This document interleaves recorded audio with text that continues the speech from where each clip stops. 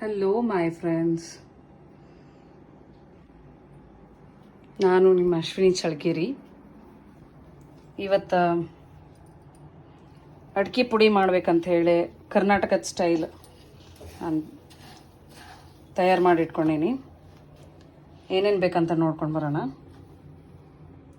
ಎಲೆ, ಸುಣ್ಣ, ಅಡಿಕೆ, ಧಾರವಾಡದ ಅಡಿಕೆ, ಇವು ಬಡಸೊಪ್ಪು, ಬಿಳಿ ಎಳ್ಳು, ಯಾಲಕ್ಕಿ, ಲವಂಗ,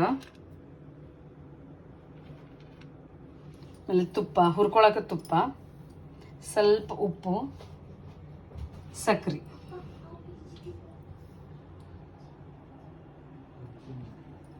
ಇದು ಕುಂಬಳಕಾಯಿ ಬೀಜ,